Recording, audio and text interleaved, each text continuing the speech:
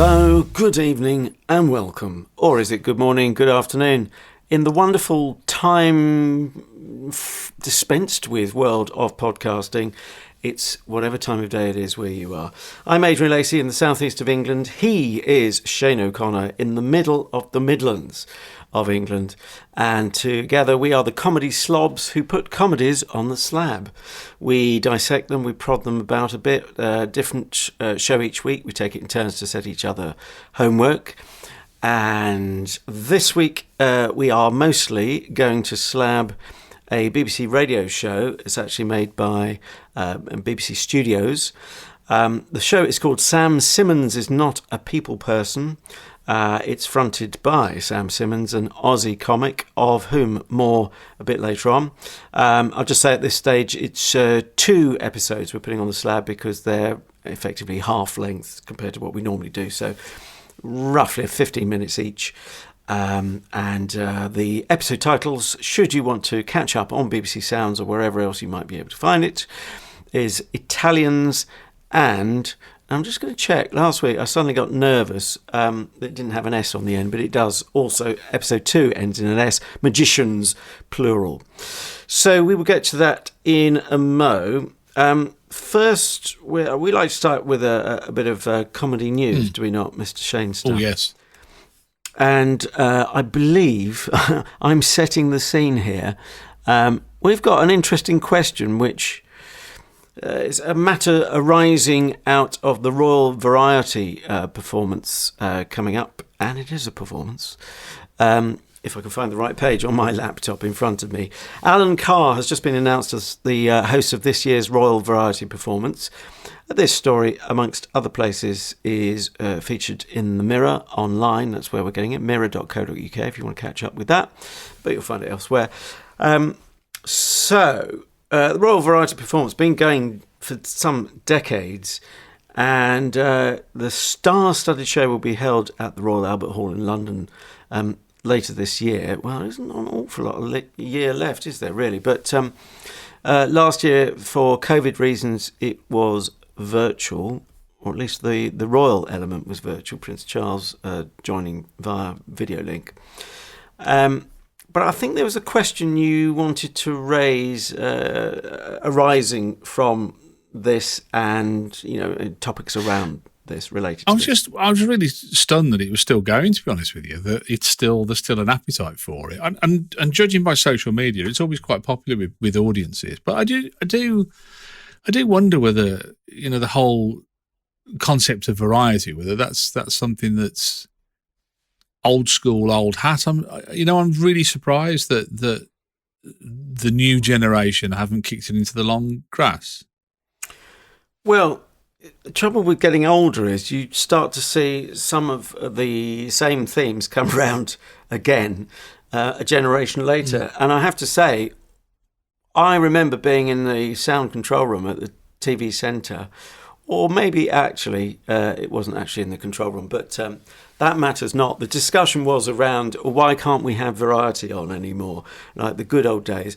And I should say these are now the good old days when we were looking back then, namely the 1980s, if you think there was anything worthy of the title good in the 80s. And I'm sure there was, but as with all ages, there's not necessarily wall-to-wall goodness.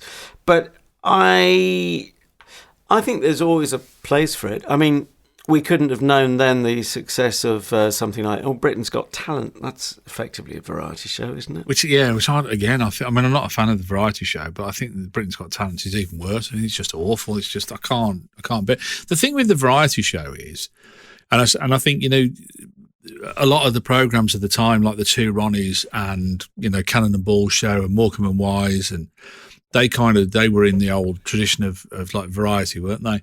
And whenever you talk about variety shows, all I can hear is Ronnie Corbett going, "And that, ladies and gentlemen, Barbara Dixon." And well, look, as long as you trot out that impersonation, I'm happy. But I remember even as a kid, my heart sinking and thinking, "Oh, I've got to wait now until the whole singing thing is over, and then we could get back to the comedy again, that sort of thing." Yeah. But, no, I do identify with that, which is not to disparage the wonderfully talented Barbara Dixon, but But that was a thing back then. And, well, I suppose the nature of variety is that you are going to have an element of music. That's bound to be in it, isn't it? Yeah. And again, the kind of like the magician would be on, and then you'd have like kind of an Eastern European juggling circus type act kind of thing going on there as well. Not to stereotype it at all. I'm saying all this, and I must admit, I've had family take part in a Raw Variety performance. My brother-in-law, who's an accomplished musician, and he told a wonderful story last time I saw him. I never heard this one before, but he was saying about, I don't know if you remember, a while ago they did a Raw Variety where Lady Gaga was, I think she topped the bill actually, and she was wonderful apparently. Again, I'm not really a fan of her work particularly, but Steve, my brother-in-law, was playing in the orchestra, and I think I've got this right. This is the way it kind of works. But he said they're in the bar after rehearsals. They're in the bar. Before rehearsals, they're in the bar. And yeah, that's how musicians work. Well, it's just one bar to another, isn't it? Really, that's why the piece of music. That's why 4 beats. It's 4 beats and it's to the bar. You know what I mean? That's what it says on the music for them. But so he said, I'm at the bar. He said, I'm trying to get a drink. He said, I'm trying to get served, and it's rammed. He said, I looked to my left. He said, there's this woman there, this blonde woman. And he kind of like, she looked at him, they made eye contact, and he went, you're right. She said, yeah, fine, yeah. He said, are you in the show? She said, yeah, you. He said, yeah. He said, I'm in the orchestra. He said, what do you do? She said, oh, I'm a singer. And he went, oh, right, okay. He said, oh, nice. So anyway, they both got served, and that was it. And so they went to rehearsal, and the conductor came out, and he said, saying what they were going to do and everything. And they said, ladies and gentlemen, he said, I want to introduce you to Lady Gaga.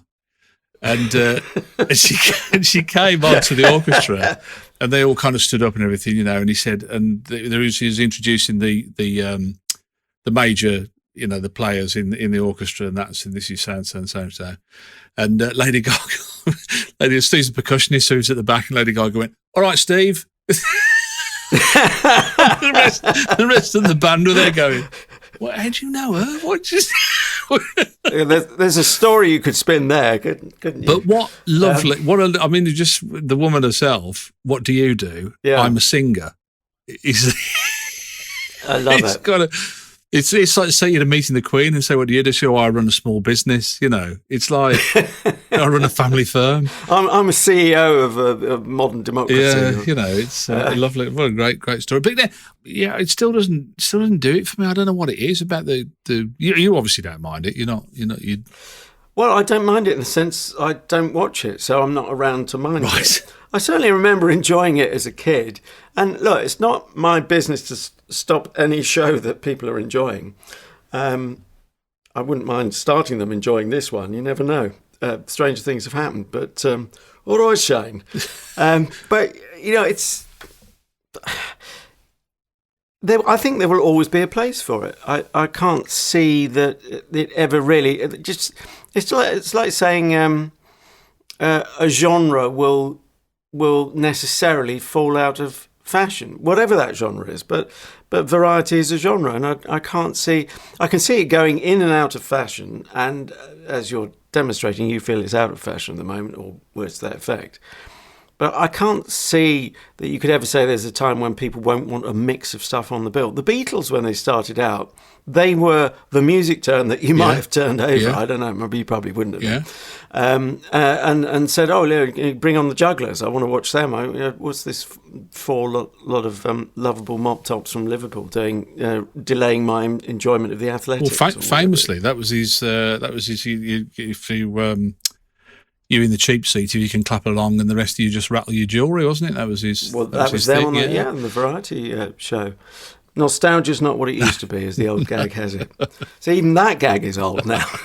So shall we sashay shamelessly into the next part of the podcast to actually put something on the slab of shame or the slab of fame? We're about to find out, well, in the next half hour or so, which of the two it is. But answer me honestly, had you heard of this Sam Simmons guy of the title of the show? And it is actually certainly his the name he acts as, performs as comedian. Sam Simmons is not a people person. Had you heard of Sam? No, I mean, although I didn't realise. You see, this is the thing, isn't it? Is you operate in. This is the thing about having kids, I should say, is that you operate in one sphere, and parents of children under 5 operate in a completely different sphere of civilization. And I did know him, but I didn't know that I knew him because he is actually world famous as the voice of Mr. Wallaby in Peppa Pig. Right. Well, I imagine he turns up his Adelaide accent to 11. I think it's Adelaide. Yeah, and if you'd have said to me, "Do you know Sam Simmons?" I'd have said no. But you say, "Do you know Mr. Wallaby from Peppa Pig?" I'd have said, "Of course I do." So right. Okay. So that was a shock. That tells its own story, obviously, of where your time and energy kind of level is I'm operating at the moment. You know. Well, to my shame, particularly a co-presenter, a co-producer of something called the Comedy Slab, I hadn't heard of him, or at least didn't think I had. When I look at one or two pictures, I might just have seen him in passing on one of the Live at the Apollos, I think. Okay. But anyway, so in terms of anticipation, when I set the homework last week, any thoughts? None really, apart from, and I think, did I voice this last week? I can't remember. I know we've had this conversation ad nauseum, but the kind of, Sam Simmons is not a people person sounds very much like Tom Allen is actually not very nice. Natalie Haynes stands up for the classics. Scarlett Moffat wants to believe. Alex Edelman's Peer Group. Jason Cook's School of Hard Knocks. Hugo Rifkin's Search for Power. Tom Parry's Fancy Dress Life. You get the idea. Those are all programmes that have appeared on Radio 4 of a similar ilk. And are kind of really worn down by the whole, I forgot Sarah Kendall Australian trilogy. The whole thing that they're doing on Radio 4 at the moment, I think it's I really want it to stop now. And I want some. Says Shane O'Connor of Shane O'Connor's Comedy Slab. Yeah, I don't even get a look. I don't know. Do you know what I mean? Though I just want it to stop, and not least. But all it is, let's just reduce it to what it is. Everything you listed, every name was different of those shows, and all it is, yes, what it has in common, there is a formula there. There's the name of the performer or the lead character, which may or may not be the same person or thing. Yeah. And then a short, snappy title to fit on your little smartphone screen or wherever you live. To write off that of itself, to even hear your heart descend, I think is somewhat prejudicial. And what else are you going to do with titles? I'd like to think so. And thank you for saying Monty Python's Flying Circus we could throw into the mix. But it wasn't. Did your heart sink when you heard that? It wasn't presented by Mr. Python, though, was it? Monty, you're on. Well, any more than Sergeant Pepper had more than the passing input to the album that bears his name. I just think it's really, and I don't blame any of the. I don't hold a grudge against any of the people, apart from Scarlett Moffat possibly, but I don't hold a grudge against any of the people that are involved in any of those things. A lot of them I don't even know, but I just think that is it the best that the people who are commissioning or producing or whatever can do for them? And I don't think it is. That's just my personal. It just makes my heart sink every time I think, oh, is this is another one from the Bland factory? It's just like. Okay, well, let me say that there is a certain formula going on, and doubtless we will talk about that. But ostensibly, if you read into the blurb, or if you read, more correctly, the first part of the blurb for the first edition, you think you're in for some kind of wildlife show, namely, that Sam Simmons is something of an ornithologist, I would say. That's what you're meant to think. So, let's pause that thought here, because actually we're going to come in early into episode 1 and you'll witness that for yourself. You'll also witness, shall we say, a certain turnabout or about turn or turnaround. So this is the first of 2 audio clips from Sam Simmons is Not a People Person, episode 1. Today we're in a hedge on the Lower East Side of Toronto, waiting for the incredibly rare Margot's fiddle warbler, an Arctic finch which returns to Toronto every autumn to lay its eggs. It's an extraordinary bird and one of Sam's favourites. Yes, the fiddle warbler. I just love its whole vibe. Azure and turquoise plumage, and most of all, its beautiful song. Male and female finches typically have very different colour markings from one another, and generally it's the males that carry the more colourful plumage. But what the female lacks in colour, she more than makes up for in other ways. That's the female, with her very distinctive mating call. Sure enough, a male fiddle warbler has responded to the female's song. Male fiddle warblers are extremely rare and are easily startled, so we need to be very quiet and still if we're going to get... What's that noise?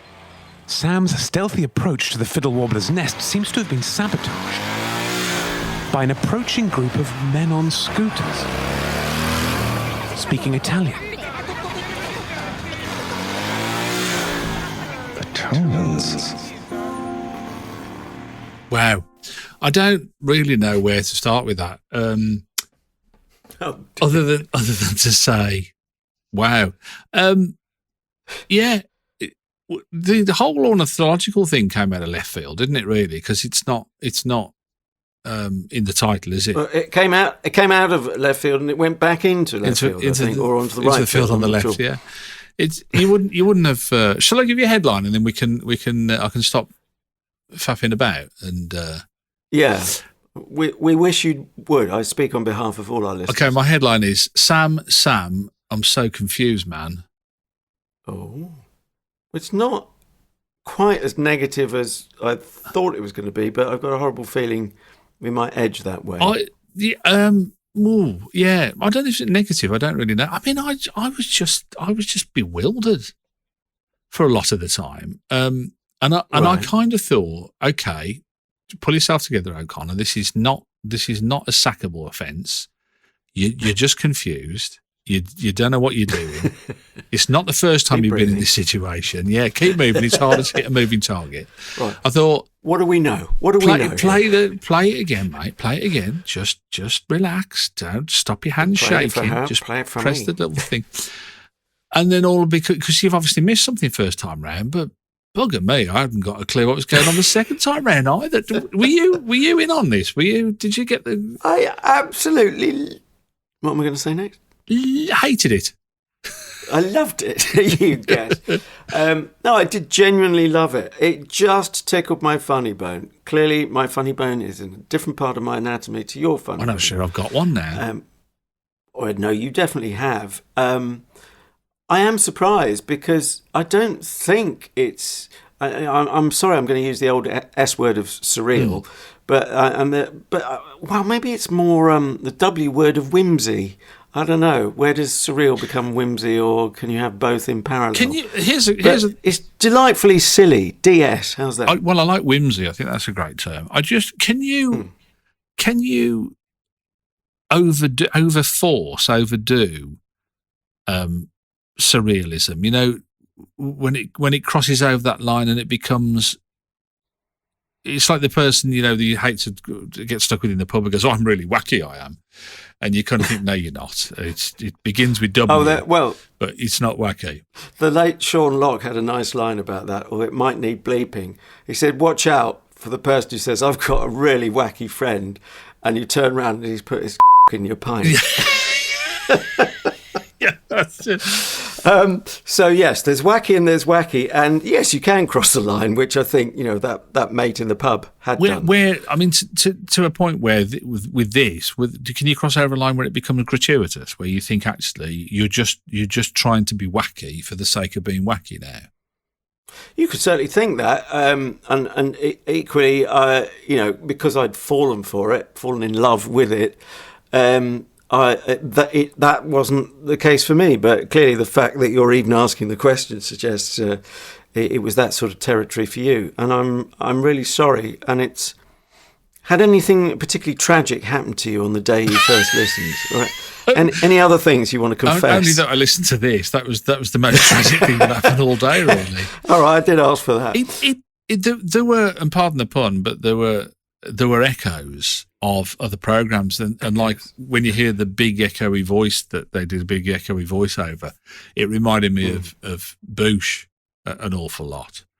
Right. There were other kind of references. Did you get a vibe of Jam or Blue Jam? Well, I tell you what, only in the sense that the second voice we heard sounded to me like Chris Morris. He does, doesn't he? Henry Parker. Yeah. Yeah. Is it Parker? Paker. I'd never come across him before, but I feel I should have done. Yeah. Is it Parker or Packer? Is it Henry? Well, it could be Paker, couldn't it? I didn't know. I thought there was an R in it. I've stuck that in. No, I think no, milady would be my response. Or yeah, Packer. Well done. For people of a certain age. I looked up his stand up. Yeah. And I thought he was really good. His stand up is great. He was talking about he's got a friend in the country. He said, and the only trouble with living in the country, he said, it sends you a bit mad. He said, my friend came out and kept saying things like, we'll go for a really nice walk. And he said, I don't go for a walk anywhere unless I have to. He said, it's normally something's broken down or there's no public transport available. And he said, my friend said, have you bought your walking shoes with you? And he said, I thought, well, are there any other kind of shoe? He said, if your shoes aren't walking shoes, they're socks.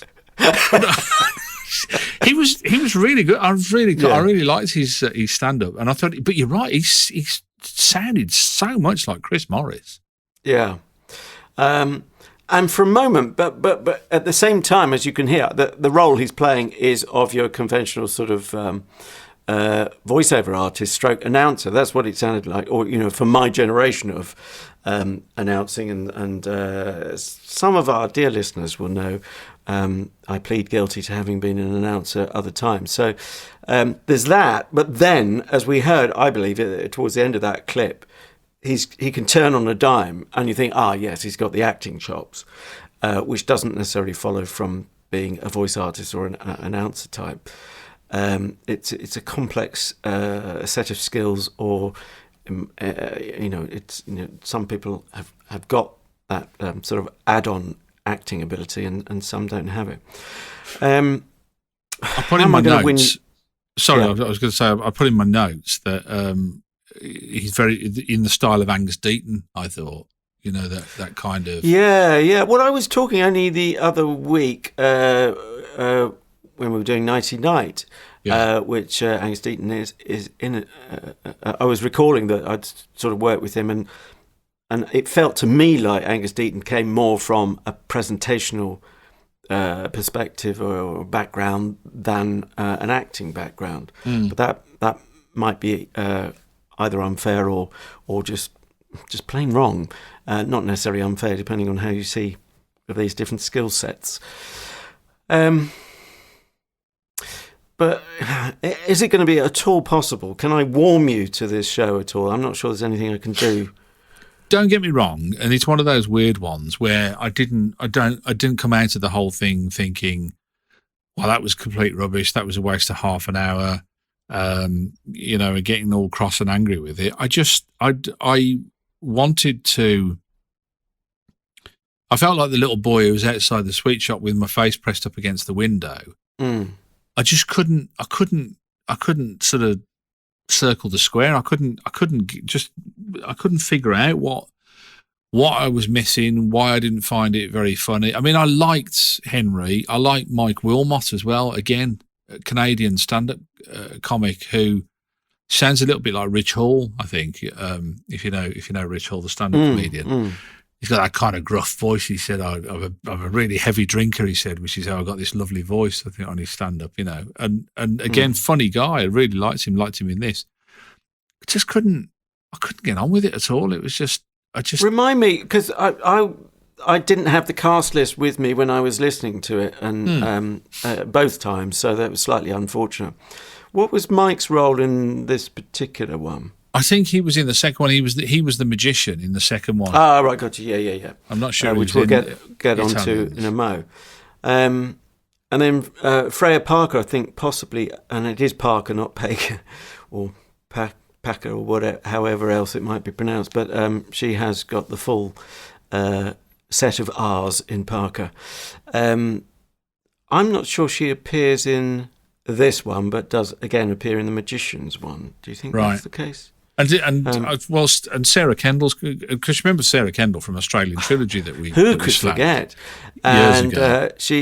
There are certain recurring roles. It seems to me. I haven't heard all of the episodes. I think there's only the 4.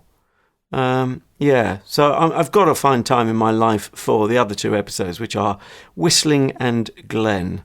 Not sure you're going to be darkening the doors of that show again by the sound of things, but Sarah Kendall, her role is being on the end of a phone in both episodes. It's sort of a hotline, but 2 different hotlines. The second one more funny, which is and again the S word more surreal as well. We'll hear that in a mo with the clip from that second show, Magicians. Do you know the other thing? And this it doesn't really bother me, but I do like to make this point because it just shows you how ridiculous the whole thing is. So it's okay to do Italian stereotypes, and I don't understand the rules of this anymore. You know, the Italians going "Mamma mia," and then another Italian was an American thug going, "I'm going to smash your face in," and all this sort of stuff. And I kind of think if you imagine doing that about if the episode was called Africans and you. And you did that, you'd never get away with it, would you? And then, but to make it even worse, they then sort of said, "Oh, isn't this racist?"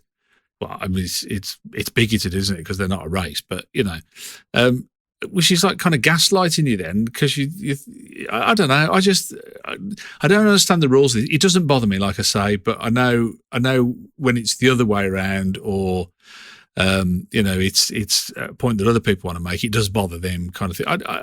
You either don't do jokes about people or you do, and it highlights the ridiculousness of it, I think. You know, and then they went on to suggest that they were all in the mafia. You just think, oh my. Well, hang on, that was answered though, wasn't it, by our friend Henry? You are allowed to have characters that don't necessarily agree with each other. That is the stuff of drama and comedy, or comedy drama. I just like to say, not convinced, but Henry did say no, just some people in Sicily in the mafia, and it did turn round at the end.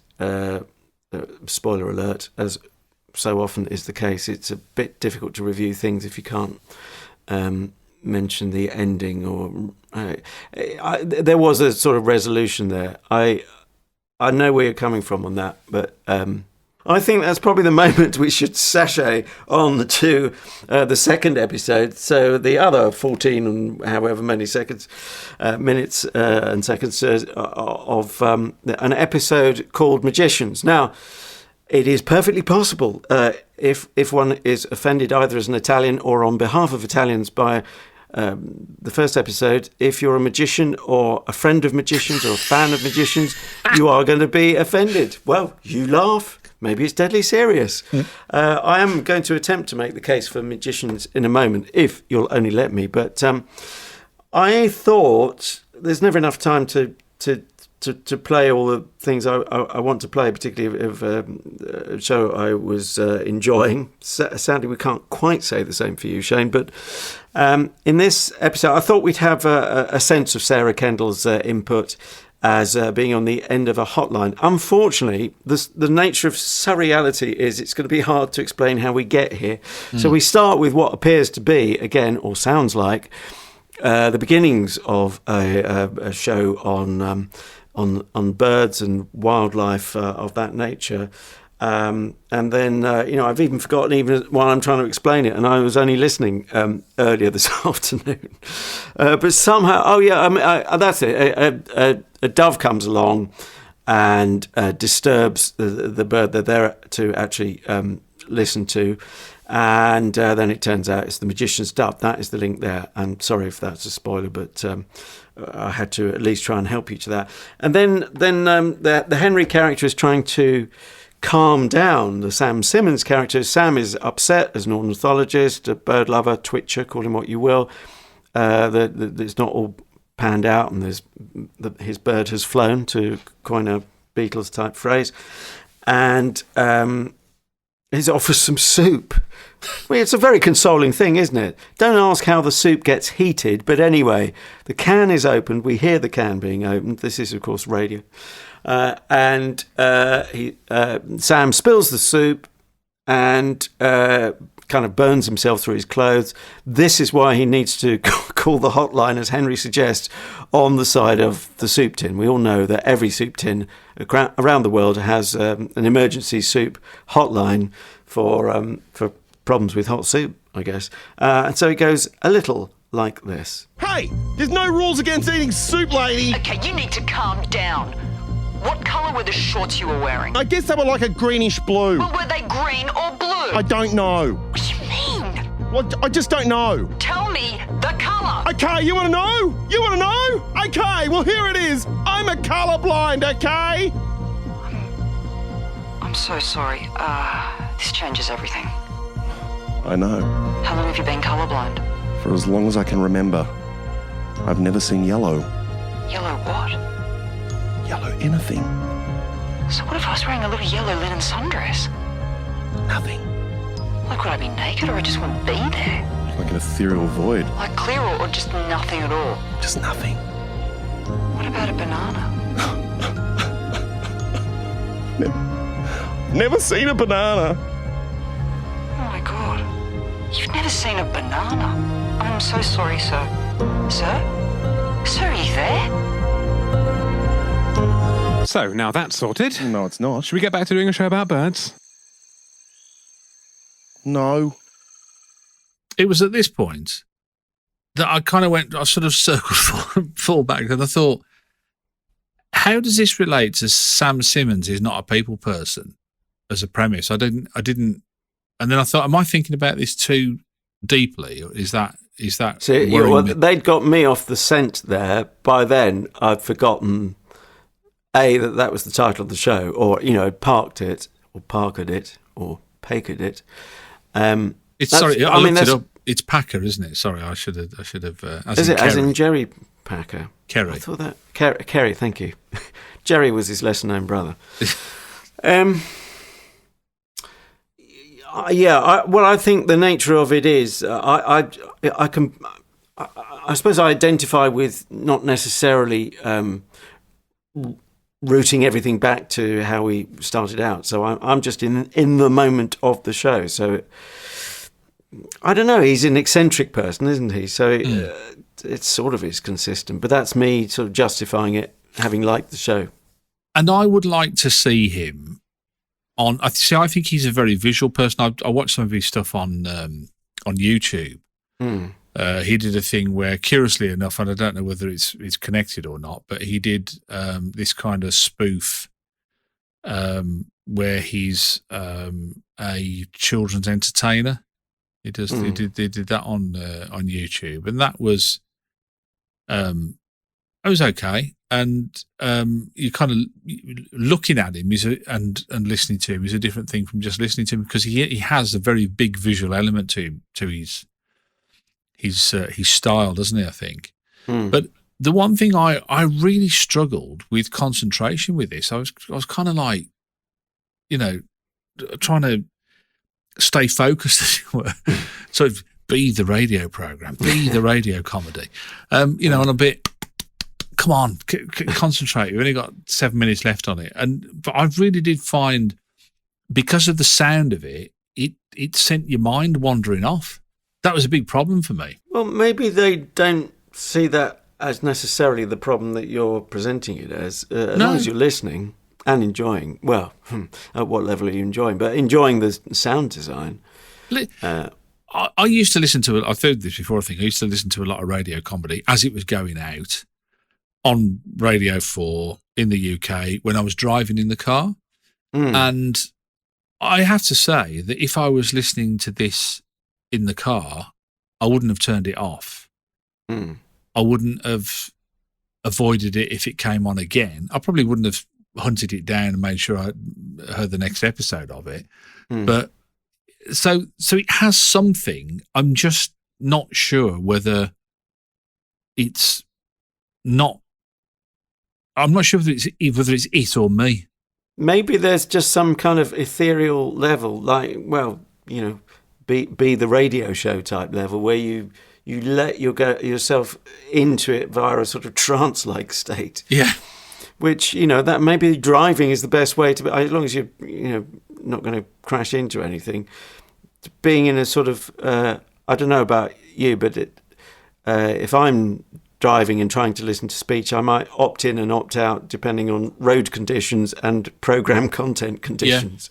Yeah. But it does kind of suit that, doesn't it? The format kind of suits that, as you say, that kind of mind wandering. Oh, I'm back in the room again. It's a bit like dreaming, isn't it? If you have a weird dream and it makes sense at the time, and then you start to explain it to your wife, you might do the next day, or to a mate down the pub or whatever. Yeah, I've had this dream. It started out like that, and then you realise, hang on, how the hell did I ever believe that any of that was possible? But that is the dream state, isn't it?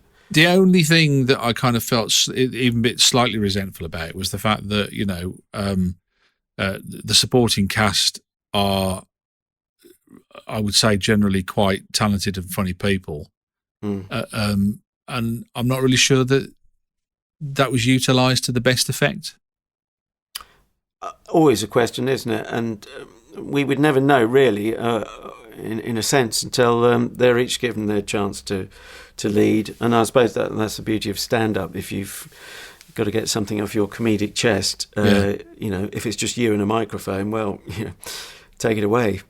You can't complain that other people are crowding you out. So... yeah, that's an interesting one. I would like to hear more from Henry Packer, if indeed that's how it's pronounced, and some sniggers for me from, I assume it's Freya Parker. Unfortunately, they don't break down on the BBC website where you can hear this and stream this, or via the BBC Sounds app. They don't break down the which actor's playing which character, but I think it's her playing a sort of was it not ski instructor, but something in that field to do with the Olympics. But again, it's a game of unusual associations, which you just you either allow yourself to sort of flow with it, be the radio show, or you're, to mix metaphors, outside the sweet shop. He did some songs as well in there, didn't he? And I thought, it was very reminiscent of kind of Flight of the Conchords, Spencer Jones, Herbert Klunkerdunk kind of thing. But it certainly wasn't of the standard of like the Dog Poo song or Business Time. Oh, I'm not ssure I agree necessarily. In fact, it was the same song both episodes for a start, which, you kind of think, well, that... Yeah, well, it has got this sort of structure and recurring themes and so on. But I think the song was produced differently. I actually thought it was quite funky. Again, like yourself, I'd be interested to know what people make of it. Yeah, no, I mean, even so much to the point that I went to the Dog Poo song. I went and found that on YouTube, and I mean, that scrape, is just, scrape. Is that sides. Well, I've got it on my toes, man. It's just awesome, that is. But this was like very derivative and kind of the same words all the while, and I just thought, but I mean, it's the way the words unfolded. Very hard to describe, but. No, I thought it was. I did actually laugh out loud the way it evolves like a minimalist piece of music. But I'm guessing maybe you're not a fan of. Well, he was using the audio, wasn't he? Which is quite clever. He used the speech audio to turn it into the track. But yeah, again, I don't know. It just wasn't up my street at all. So, what does that translate to in terms of your mark out of 5, if you're ready to give it? Yeah, I'll give it a 2. I'll give it a 2. And again, disappointed that I couldn't connect with it. But I think people should, if somebody said to me, "Oh, have you reviewed that?" I say, "Yeah, go and listen to it. See what you think. See what you make of it." Because I think it's one of those that could well divide people. And in a good way, kind of people go, "Well, I like it. Well, I wasn't so keen, whatever." But yeah, it's just 2 from me. 2. Well, it divides people on this very slab, they and me, obviously, and I'm going to give it exactly twice your score. So 4 out of 5 from me, 6 out of 10 collectively, but let us know what you make of it, and get in touch via our various media outlets and inlets and egrets. But we'll get to those in just a mo after we find out what you've got in store for me and for the rest of our listeners for next week. Okay, I'm not going to muck about with this one. I have got for you next week, well, I'll muck about slightly, a creation from the mind of Steve Coogan. Oh. Who would that be then? Well, is it... Are we going back to a sort of Paul Calf type era? No, not that far. Not that. Long was ago. It Saxondale that we sort of? I said in passing we ought to put it on the slab, even though I felt I hadn't really wanted to dig into it at the time. Tommy Saxondale, yeah. He's a retired roadie turned. I was going to say rat catcher, but I suppose slightly unfortunate term. I suppose you should use the term what would you, a pest control operative? But yeah, Saxondale. And I thought really, because I mean, they do kind of each episode kind of stands up on its own. You don't really need to have that much of a backstory, which we can talk a little bit about before we do the show next time round. But so I've gone for series 2. Mm-hmm. Episode 1 of Saxondale, starring Steve Coogan and a local lad to me, actually, from Sutton Coldfield, a guy called, and who's also got a connection with children's television, which I'll tell you about next time round, a guy called Rasmus Hardiker, who actually was in Lead Balloon. He was the daughter of Jack Dee's boyfriend. Daughter of Jack Dee's boyfriend? No. Did you get that? The boyfriend of Jack Dee's daughter. Hang on. No. Jack Dee's daughter's boyfriend's. All the right son. Words, not necessarily in the right order. Yeah, Jack Dee had a daughter, and Rasmus played her boyfriend. I think we got there eventually. Yeah. Super. Right, well, I think I look forward to that. No, I definitely look forward to giving it a go. And because I shied away at the time, so long overdue. Saxondale Series 2, Episode 1, here we come. And if I didn't say it before, for safety purposes, I will say, just going back to what we've just been slabbing, it's a BBC Studios production for BBC Radio 4, also repeated, if we're allowed to use the R word, on BBC Radio 4 Extra. Sam Simmons is not a people person. Shall I mention our anti-social media, which is at Comedy Slab? That's our handle on Twitter. And similarly, we have a Facebook page, which is at Comedy Slab, naturally enough. If you could like that, the latter, and follow us on the former, that would be wonderful. Personal recommendations to friends, family, and so on would be lovely too, as would a nice, juicy star rating, if you'd be so kind, please, on Apple Podcast, stroke iTunes. And a little bit of blurb as well about why you like, assuming you do, the show Comedy Slab. And if you'd like to have a flick through some of our previous episodes, like beloved and well-worn thumb-through copies of Health and Efficiency, you can find it at Apple Podcasts, Spreaker, Stitcher, iHeart Radio, Spotify, and YouTube. In fact, most places you can get a podcast. If you do find anywhere where we're not on your favourite podcast platform, do let us know, because we can rectify it.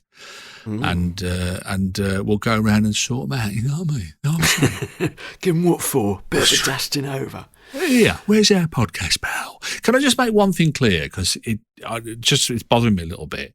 I didn't mean he was Jack Dee's boyfriend. Not that there's anything wrong with that. There's nothing wrong. We're all liberals here. Exactly. I just wanted to clear that up, that was... He wasn't Jack Dee's boyfriend, and I made it sound like he was. I thought you were playing it for laughs, so I'll never know whether to laugh or cry with you, but that's half the joy of working with you. I have whole weeks like that. I wouldn't worry about it. I think it's an age thing. I think, after you get over 50, I think you can cry a lot more easily, can't you, about most things? Well, it's a cumulative effect. There's more to cry about. Yes, that's true.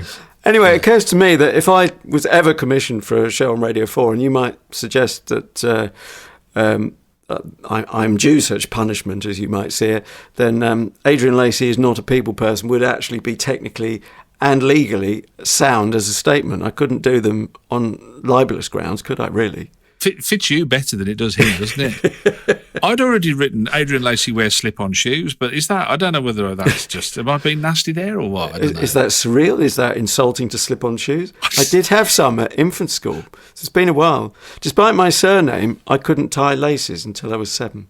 Really? Strange but true. The weird thing is now, since I'm over 50, I've gone back to slip-on, so I think I'm regressing back into my childhood again. We're regressing. Join us next week when we'll have regressed even further.